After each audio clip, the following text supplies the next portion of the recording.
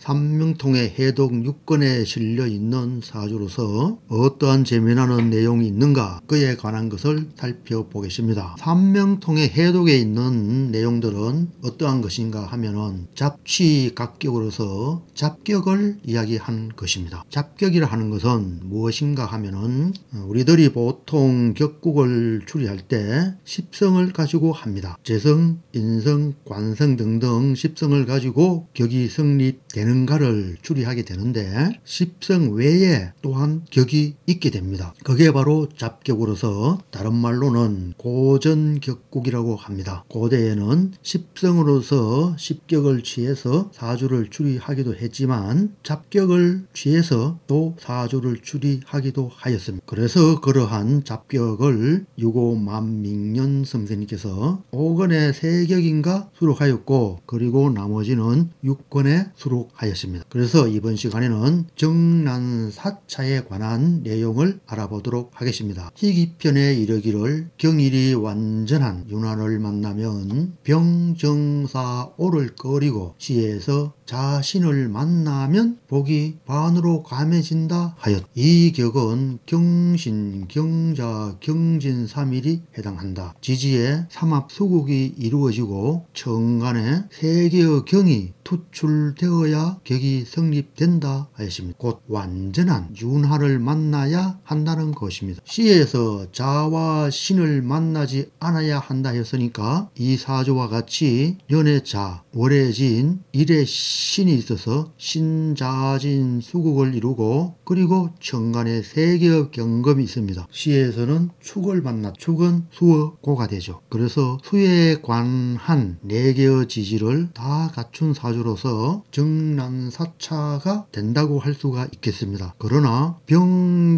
병정사오를 꺼린다 했는데 시간에 정화가 있어서 글쎄요 완전한 정난사차라고 할 수 있을란가 모르겠습니다. 그리고 나범오행도 목토가 있어요. 그래서 완벽한 정난사차는 아닐 수 있습니다. 또 보면은 경은 정관성이 되고 신자진이 사주의 실제 인오술 화국이 없어도 충하여 경일이 관성을 얻게 되어 귀하게 되는 것이다 하였습니다. 이 사주에서 인이나 오나 술이 없고 그런데 자가 오와 충에서 어중의 정화가 튀어나와서 이게 경금의 관성이 되죠. 그래서 벼슬을 할 수 있다. 이렇게 이야기한 것입니다. 헛자 이론과 유사죠. 견, 불견지형 나타나 있지만 그렇지만 그 형상은 없는 것. 이러한 상태로서 정난사차 격은 어떻게요? 벼슬을 할 수 있는 그런 사주가 될 수밖에 없다고 한 것이죠. 그런데 이 사주의 운을 보면은 경진월이니까 그리고 연간이 양간이 되죠. 그래서 대운은 순행을 하게 되는데 경진에 붙어진 사, 오, 미 이렇게 조연의 남방으로 흐르죠. 그를 보면 정묘연의 변방을 지키는 십차관의 발령을 받았다 했거든요. 정묘연은 경자연부터 헤아려 보니까 27세 정도가 됩니다. 그러면은 오대운 말이나 미대운 초 정도에서 십차관의 발령을 받게 된 그런 경우가 되죠. 그러면은 결국은 사오미 관살성이 들어올 때 배설을 한 것이 되죠. 하지만 격국어 성립 조건에서는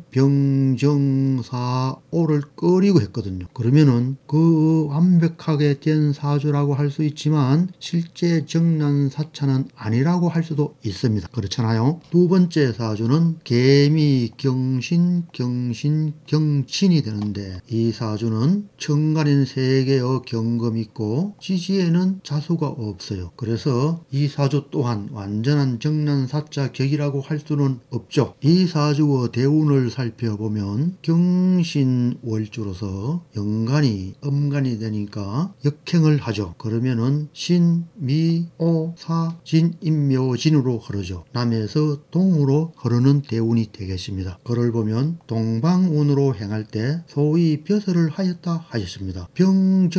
병정사오를 꺼린다 했거든요. 꺼리는 대운에서 어떻게 해요? 벼슬을 하였. 그래서 이 사주 또한 완전한 정난사차의 격이라고는 할 수가 없겠죠. 그러나 완전한 정난사차를 만나면은 대운의 어떤 영향이 있다 하더라도 그래도 항상 발달할 수 있는, 그리고 높은 배설을 할 수 있는 사주가 된다고 할 수는 있습니다. 하지만 격이 성립되는 사주들은 거의 없다 하는 게 필자의 지론입니다. 이상으로 하여서 이번 시간에는 삼명통의 해동 6권에 있는 정난사자격에 관한 내용들을 살펴보았습니다. 감사합니다. 덕도하십시오.